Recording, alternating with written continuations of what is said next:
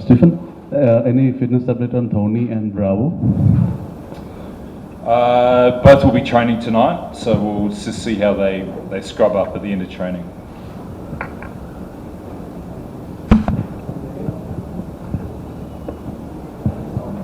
It's difficult to win game without MSD.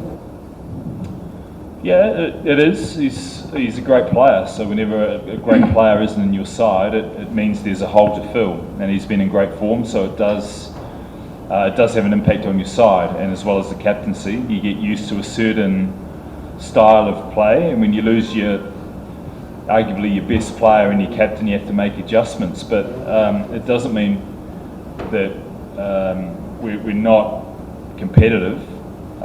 We still turned out a very good side in the last game and got well beaten, so it doesn't matter what team we turn out tomorrow, we just have to compete and be better than we were last game.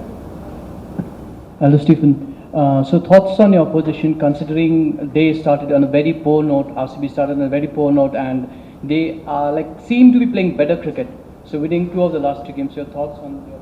Yeah, there's a very fine line between where you sit on the table in this competition, and I've always said doesn't matter where the teams are on the table. Each game has its own set of challenges, and when you're playing a team that's got Kohli, De Villiers, Stoinis, Steyn, etc., Moeen Ali, you're always in for a tough fight.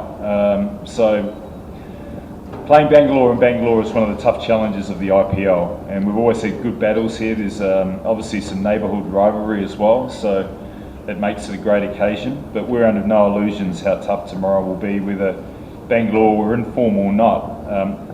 The games can change. Momentum is thrown around too quickly or too much in this competition, because from one day to the next, teams can be difficult or have a bad day, so we've just got to try and create some pressure on their key players, and for us be better than we were last game. We went away from what we'd done well, and we got taught a lesson, so it was timely, and hopefully we respond well. Stephen, Imran Tahir's been your best spinner this year. In fact, he's been the best in the league. Yes. And in particular in the middle overs, what do you think he's done different, say, compared to last year? What's worked for him this time?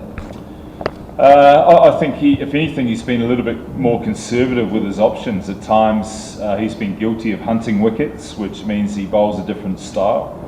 But this year, he's been very consistent, and he's been very clear around what he wants to do plan-wise. And he has been our chief wicket taker, so we want him to still be very positive. But the way in which he's done it within the camp pleases us a lot. So his discipline and ability to deliver what we want has been outstanding.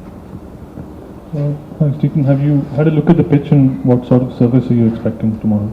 Just had a quick look there. It's obviously overcast and a little bit damp around, so you need to wait 24 hours. It's going to change a lot in nature, but I think it'll be a good track and possibly a high-scoring game, which is what we expect. So pressure on bowlers, but also batters as well.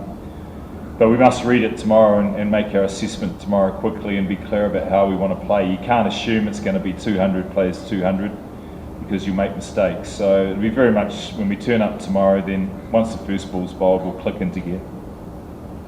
CSK has been probably the most consistent team across IPL. So how much has the fact that you've had a consistent playing group as well as a consistent support group played a part in that?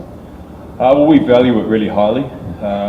So experience and continuity are 2 key words that come through for us. We like to give players an extended run, because we think the way form is measured in T20 is a lot different to other forms. So a lot of analysis is done with the longer form in mind, whereas we tend to look at the short form quite separately. And we tend to give guys more chances, because we're asking them to play a higher risk type of game. So it's unfair to look at form after 2 or 3 innings. So that's why we tend to stay conservative, especially batting wise.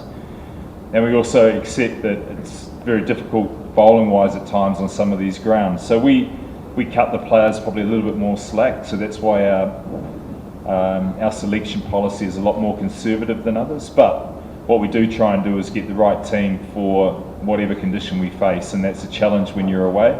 We're a little bit more settled at home, which is how it should be.